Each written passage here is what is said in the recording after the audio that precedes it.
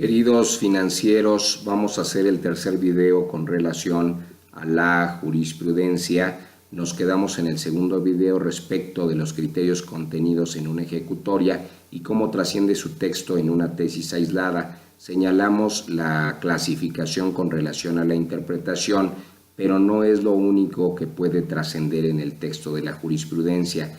Desde luego, también ustedes van a poder advertir que en el caso del texto de una tesis aislada o en el caso de una jurisprudencia, naturalmente no nada más se hace o se aplica la interpretación, también ustedes van a advertir que pueden darse en el texto la ampliación o algunos lo conocen como la complementación. Van a advertir también la confirmatoria por un análisis doctrinario y en este caso, bueno, pues estos análisis van a venir, pueden ser generales, pueden ser de sustitución, pueden ser por analogía, por interrupción, por suplencia, por orientación. Ya habíamos señalado lo de la suplencia en este caso, por regulación normativa y desde luego por modificación de criterio por una tesis emitida por instancia superior, entre otras.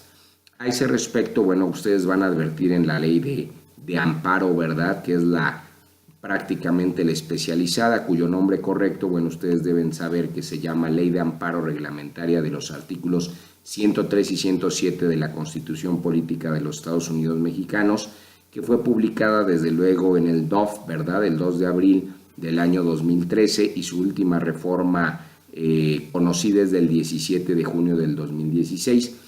En el título cuarto van a encontrar ustedes que se regula precisamente la jurisprudencia y la declaratoria general de inconstitucionalidad. En este video lo que nos interesa a nosotros precisamente es la parte de la jurisprudencia.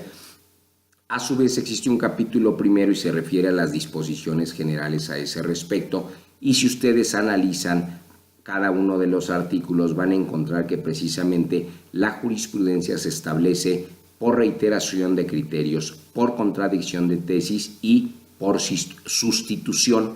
Naturalmente, si siguen revisando los artículos siguientes, van a advertir que la jurisprudencia por reiteración, en este caso, se establece solamente por la Suprema Corte de Justicia de la Nación cuando está funcionando en pleno o cuando está funcionando en salas, o bien por los tribunales colegiados de circuito. Entonces, no mezclen y no se confundan.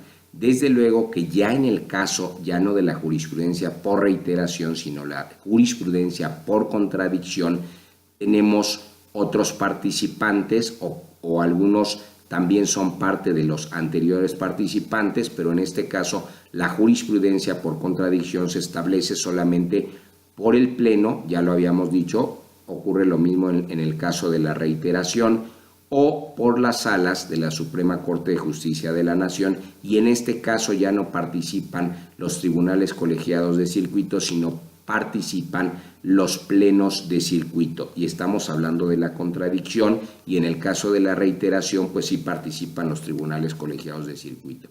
Si ustedes analizan el siguiente artículo, van a advertir que la jurisprudencia que establece la Suprema Corte, en este caso funcionando en pleno o en salas, pues es obligatoria para las salas, tratándose de la que se decrete desde luego en pleno, ¿verdad? Y además será obligatoria para quien, pues dicen que el que puede lo más puede lo menos, pues va a ser obligatoria para los plenos de circuito, para los tribunales colegiados de circuito, para los tribunales unitarios de circuito, para los juzgados de distrito, para los tribunales judiciales del orden común de los estados, y los tribunales judiciales todavía se prevé del Distrito Federal, como si el Distrito Federal todavía no fuera un estado, pero bueno, materialmente todavía no lo es, y los tribunales administrativos y los tribunales del trabajo. En este caso, los tribunales del trabajo sean locales o federales. Solamente estamos hablando de obligatoriedad. Ya dejamos claro quiénes pueden en un momento dado emitir jurisprudencia y señalamos los dos casos de la reiteración y de la contradicción, y en este caso estamos señalando para quién es obligatoria. Desde luego que en el caso de los plenos de circuito, si la jurisprudencia que establezcan los plenos de circuito, pues ¿para quién va a ser obligatoria? pues en este caso no se vayan a confundir, solamente va a ser obligatoria para los tribunales colegiados y los tribunales unitarios de circuito, los juzgados de distrito, los tribunales militares y los tribunales judiciales del orden común de las entidades federativas y los tribunales administrativos, los tribunales del trabajo, insistimos, ya sean locales o federales, pero hay un requisito.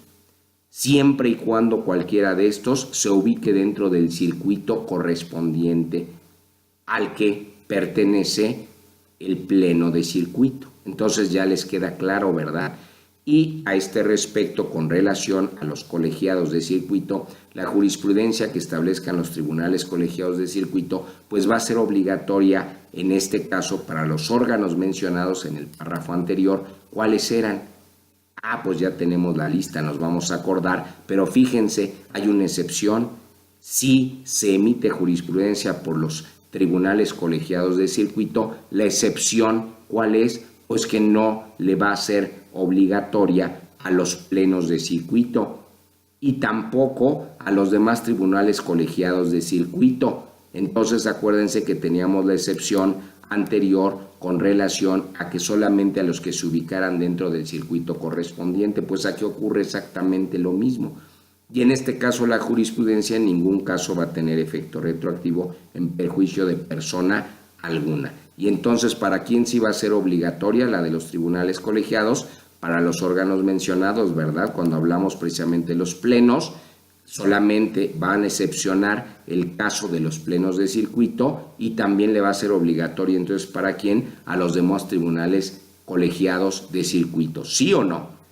Así dice, ¿verdad? Entonces, a ese respecto, bueno, pues van a advertir ustedes que también hay criterios relevantes. Y cuando les hablen de criterios relevantes, pues no se preocupen. Si ustedes analizan el artículo correspondiente de la ley especializada, van a advertir que cuando la Suprema Corte, ¿verdad?, en este caso, o cuando los plenos de circuito, cuando los tribunales colegiados establezcan un criterio relevante, ¿qué van a entender por un criterio relevante, verdad? Habrá que saber en ese sentido qué es lo relevante, qué es lo trascendente. Se va a elaborar la tesis respectiva con relación a ese criterio relevante y la tesis deberá de contener lo siguiente. Y cuando ustedes analicen lo que va a contener van a decir, pues yo ya sabía que era un criterio relevante. Va a tener desde luego el título que identifique el tema de qué se trata. A su vez va a tener el subtítulo y ustedes que ya son unos expertos en jurisprudencia van a decir, pues eso está bien fácil, ya sé que eso es lo que lleva el rubro, ¿verdad? El título y el subtítulo, y en el caso del subtítulo que señala sintéticamente el criterio que se sustenta.